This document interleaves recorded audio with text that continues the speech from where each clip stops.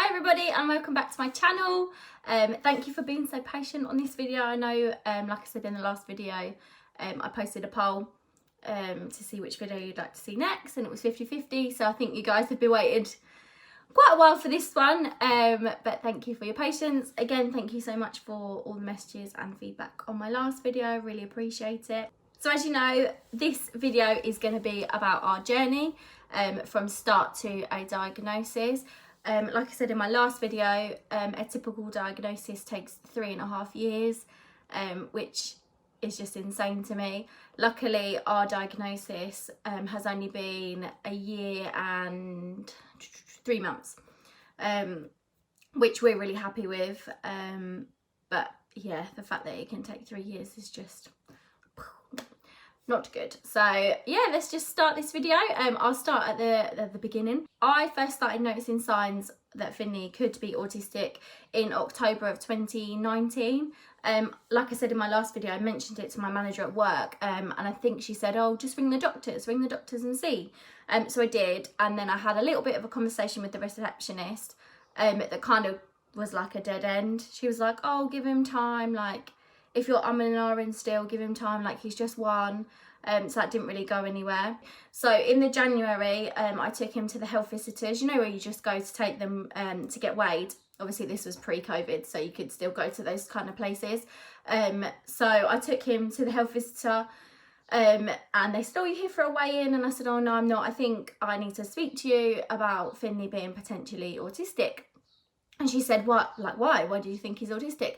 At the time, the only really 2 indicators that I had was that he didn't answer his name, never, like fully ignored me, and that he'd lost his speech and he wasn't speaking and didn't show any signs of speaking, didn't babble anymore, nothing. He was just essentially mute except for when he was screaming. Not in a bad way. He wouldn't scream like in an angry way. He would just scream really loudly, in like a happy way.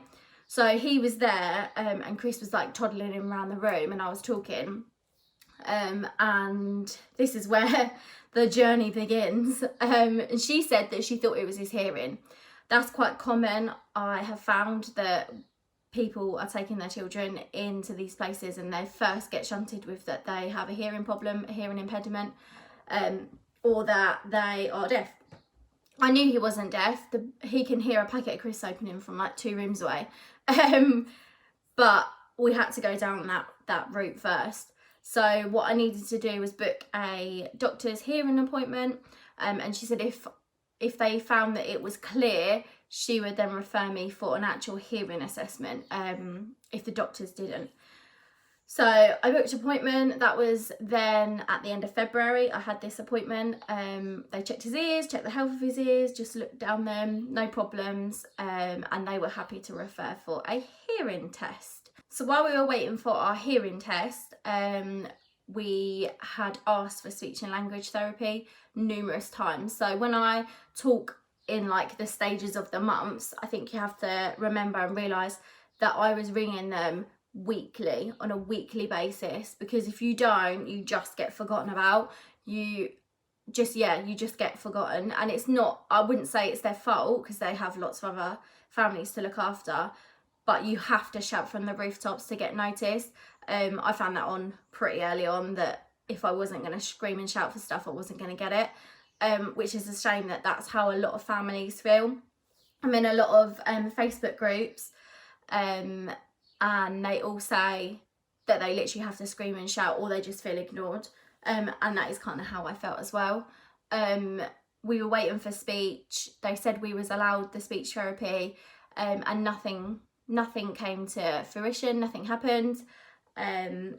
Our first hearing test, because he failed the first one, was not until, so I'm just looking, the 15th of July. That's when he had his first hearing test.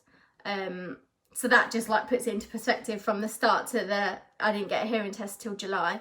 So he had his hearing test, he failed his first one. Unfortunately, it isn't something that he would have been able to pass.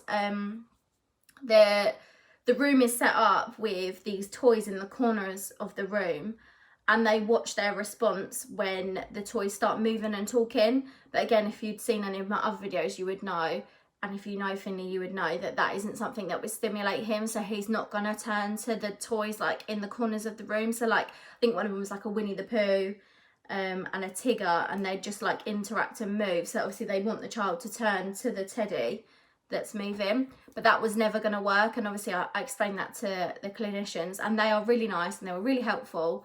And I said, you know, the only thing that will pique his interest is unfortunately Peppa Pig. There isn't much that piques his interest for him to be able to turn and actually look at it. So that part of the test was a bit of a fail. And then the second part was like an in-ear one, which again, he wasn't letting them go anywhere near his ears because they needed to put like a probe in just to check that everything was, I don't know, working.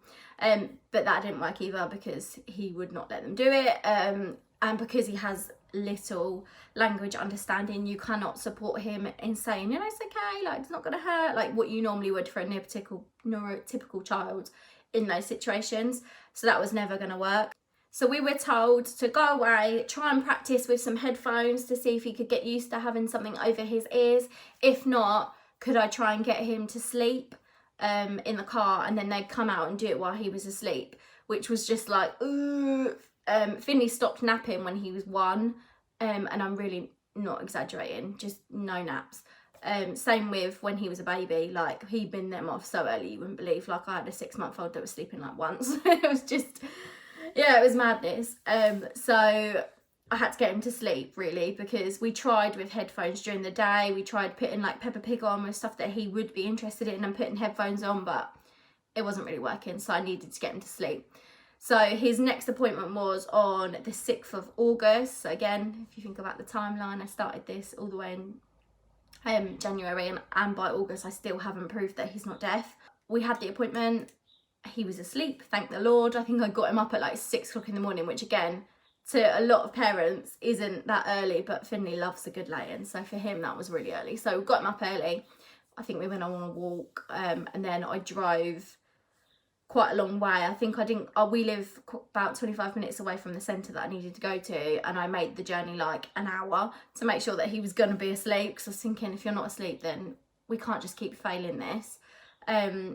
So he finally fell asleep, and then the ladies came out and did the test on his ears, and thankfully he stayed asleep, and that showed absolutely fine and perfect. So we passed that section, and then we went in and did the toy one that I said about earlier, but instead of the toys, they had it approved that they could have Peppa Pig played through the speakers, so they could prove that he was responding to the noise.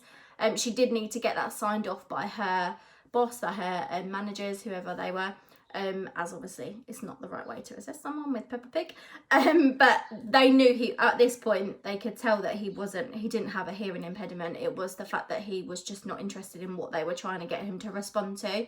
So we got that authorised that he could have that signed off, that he was responding to all the right noises in the right places, because they played it in different places. They played it so quietly, and Finley was instantly looking around for it. So then we passed the hearing test. So while that was all going on, I was also ringing weekly about the speech and language therapy that I'd mentioned. It was through obviously the health visitors that you're supposed to apply that for if you're not under like care coordination or anything else. And at that moment we wasn't. So I'd rang her weekly and was like, any update? And then one week in September, I wish I'd written it down, but I didn't. It was probably mid-September. I rang and said, like, any update? And she said that unfortunately we wouldn't be eligible for any speech and language therapy, and this had come from speech and language therapy because Finley wasn't in nursery for 2 terms, a minimum of 2 terms before he would be considered for speech and language therapy. And as you can imagine, I absolutely erupted. I did apologise to her afterwards, but I was like, are you for real? He doesn't speak, nothing. At this point he's 2, because his birthday's in September. 2, we have no speech, not even mum, like he's never said mum. He doesn't understand language. At that point I think he didn't understand anything, not even the minimal words that he understands now. He understood nothing. And I was like, so you're saying he can't have speech and language therapy because he's not in nursery? And she said, yeah. I said, I would understand that if he wasn't showing these other signs. Like, he can't go to nursery, he can't speak, he can't understand. Like, I appreciate that people put their babies into nurseries, but this is a child that can't communicate, he can't play, he doesn't notice other children, and you're going to expect me to put him into a neurotypical nursery with no help, no funding for help, no nothing. You're just going to put him in there and he'll just be on his own all day. Like, that doesn't make any sense. And I was so angry. And she said, no, sorry, there's nothing we can do for you. And that was it. And I was like, okay, brilliant. What do I do now? And unfortunately, this is such a typical scenario, maybe not necessarily speech, but how parents feel with autistic children. You're constantly getting told things that I found out isn't true, which I'll get onto. You get told this all the time. One thing that you're promised one week and then you're not allowed it the next week, and it's unbelievable that this happens. I was beside myself. I was so angry. A week later, she rang me up again and said, oh no, you are allowed speech actually. That wasn't true. Well, you are allowed speech. And I was like, okay, so what now? And then it turns out that because we were kicked off of the list because of the reason the week before, we had to go back on the list.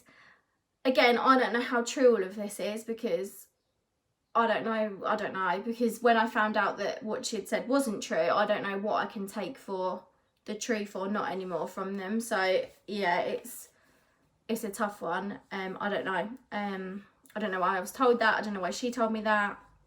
She, the whole way through, was telling me that every stage I got to, I wouldn't get a diagnosis. He's too young. They don't diagnose in young children. I've never seen children get diagnosed as young as he is. And again, if you're constantly being told that and you're not headstrong, you might just not and be like, oh, I'll leave it a bit longer.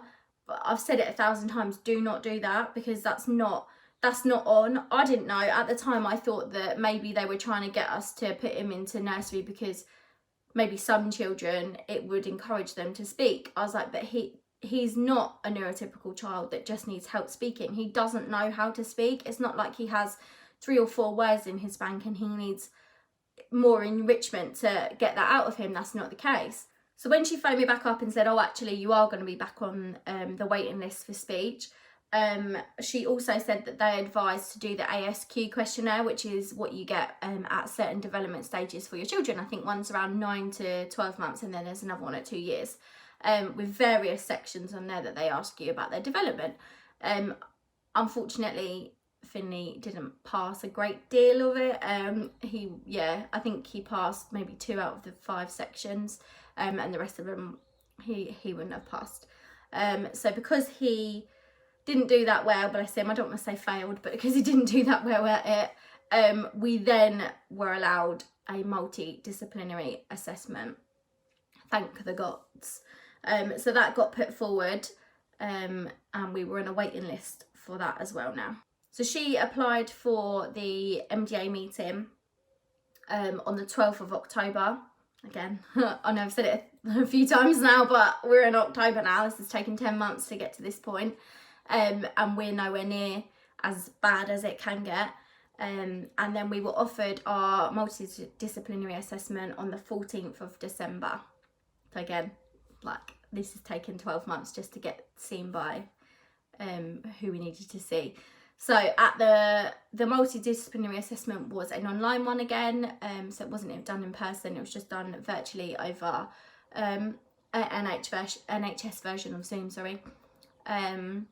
We were seen by a specialist disability paediatrician and a speech and language therapist, and they just went through a hell of a lot of questions. We were on for 2 hours, and it was just questions from both of them. We had his section first, which was the paediatrician, and then a lady, the speech and language therapist, did theirs as well. And they just ask you loads of questions to assess your child as best that they can. So at the end of the assessment, they had agreed that we needed to have a BOSSA assessment. So like my first video, brief observation of symptoms of autism. So we were just like, thank God someone's listening to us. It was a really positive meeting. Both of them had a plan in place with how we were going to get this help. This is where I found out that what the health visitor had told me about the speech wasn't true. She was like, we would never say that. That's not something that we would ever do. Like, she apologised on their behalf that was mentioned, because that's not something that they would do ever. So yeah, she apologised on their behalf, and I don't know why I was ever told that. In the post we got through a I think it's like 4 pages long. I've got it down here. I don't want to like show it up to the camera. But it was just an assessment that they'd done on every single section. So there's problems, background information, social interaction, speech and language, gross and fine motor skills, sensory issues, sleep. There's just sections and sections of them.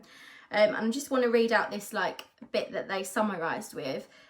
Finley shows severe problem with his speech and language skills and a problem with his social communication and interaction skills, which need to be further explored. His name has been added to the BOSSA list to be assessed for autistic spectrum disorder. So that happened. So we were really happy with that, really, really happy. At the same time that we got that letter, we also got a letter saying that we were going to meet our care coordinator. So that had been put in place as well. And this is where things start to speed up in like 3 months. So we were told we were going to meet our care coordinator early January. She's amazing, like an absolute angel. She set things up so quickly for us. From the guys from the MDA meeting, we would be meeting with the paediatrician in, I think it was 3 to 4 months time, which we have an appointment for now, and the speech and language therapy, which is 3 months time, which was around this time, and we haven't heard anything yet. My care coordinator said if I still haven't heard anything in the next couple of weeks, to give her a message and she'll get on that straight away. So then we had our BOSSA assessment, which I've obviously got a whole video all around BOSSA, which is my first video, so you can go back and watch that more in depth if you've got one coming up. But she supported the diagnosis of autism. Obviously the paediatrician had sent us for that reason, so we were really happy that we basically got that diagnosis. By then I'd obviously met our care coordinator, who had set us up for DLA. We've applied for our DLA funding, which can open a lot of doors in nurseries, because it means that they can apply for a lot of things to look after Finley, and apply to have help to look after Finley, which opens the door for him to go to nursery, which is amazing. Tracy, our care coordinator, set up a Portage referral, which is a learning through play cooperation company. They normally hold sessions, but during Corona it's all online, but learning through play. So really excited about that. We have been accepted onto Portage because you have to apply for it.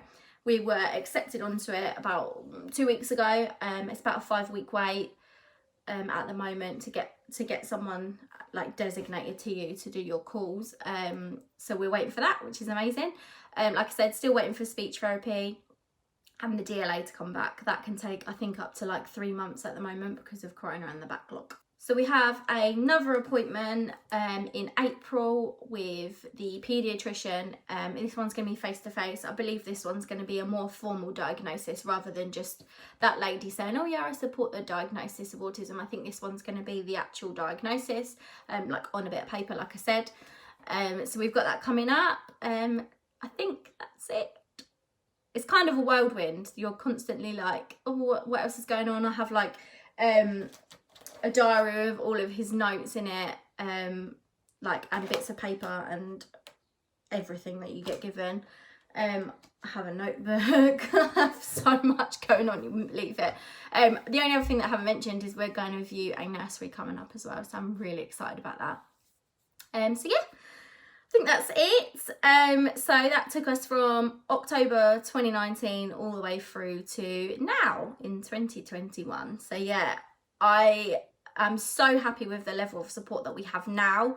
The first 11 months was tough, and I really take my hat off to you parents that have to go through it again, or going through it now. It's a lot. Just keep going, keep pushing, ring them every week. It's as simple as that. That's their job. Ring them every single week, find out an update. Don't sleep on it. Don't let them say, oh no, wait a little bit longer. No, if you have a gut instinct, you follow that gut instinct. I'm so passionate about it because I just know that every single time I spoke to someone, specifically health visitors, they were like, no, he's fine, blah, blah. And I was like, he's not fine. Like, yes, he's fine. I love him to pieces, but this isn't neurotypical. This isn't, like, it isn't right. And he deserves it.